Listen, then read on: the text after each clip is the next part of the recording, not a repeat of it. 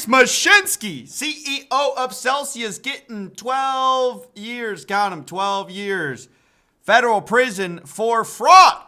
Just pled guilty. We've been covering this for 3 years now after the bank that's not a bank that was telling everyone to unbank themselves, that the banks are scamming you. You got to trust these guys. Put your crypto with them. HODL.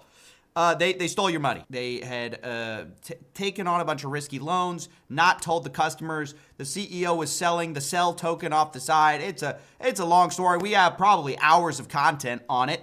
Finally, all of our hard work, all of the community's hard work coming to fruition here. I mean, the guy's going down, forfeiting $48 million. Absolutely great news in a time where, yes, it can feel the crime. Oh, I'm not going to tease too much of that. That's the new merch, guys. It's the new...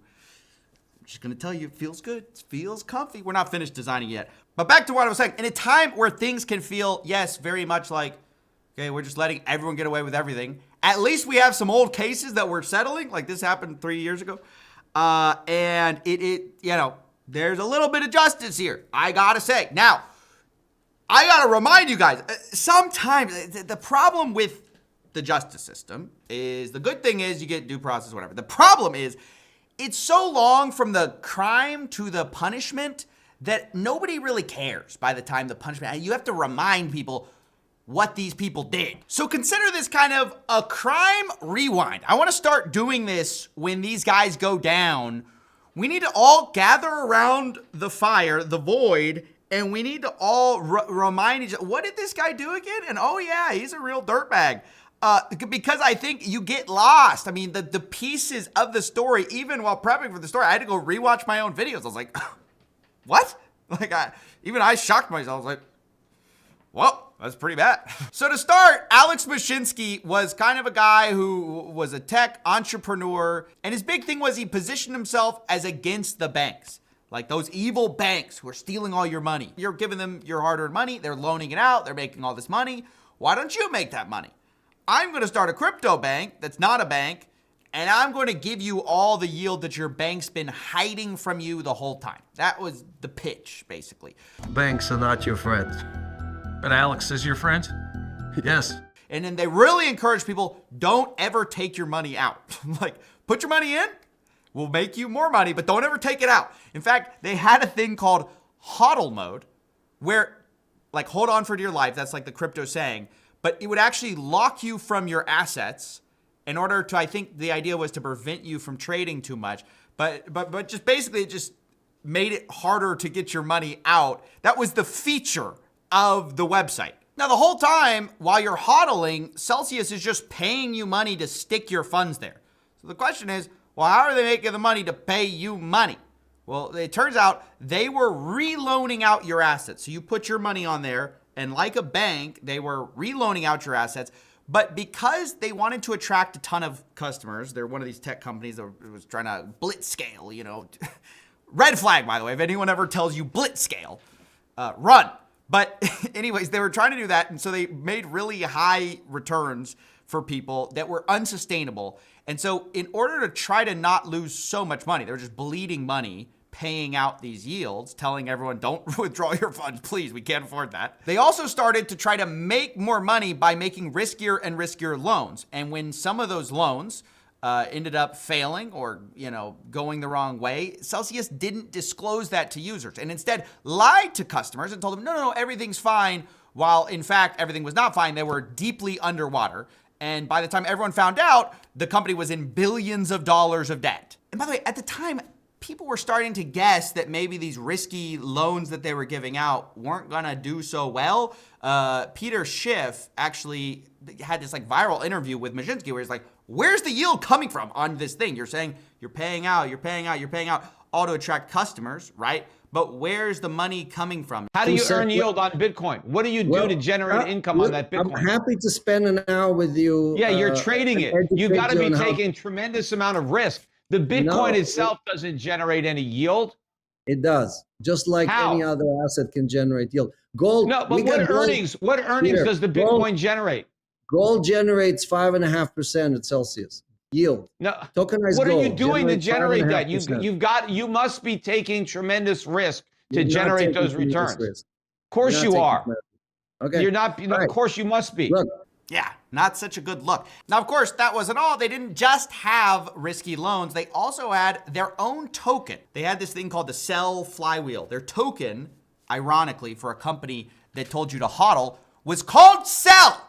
If anyone didn't know what the CEO was doing, the coin was called Cell. But anyways, they were secretly juicing that up with the company's money and selling on the side. It was this big disaster. In fact, at the same time, Mashinsky was telling everyone that their funds were safe, not to withdraw. Him and his buddies were cashing out tens of millions of dollars from the company that was rapidly approaching bankruptcy. Ultimately, obviously, a lot of lies were made, and now they're going down for fraud after they froze everyone's assets in 2022, and it all unraveled from there.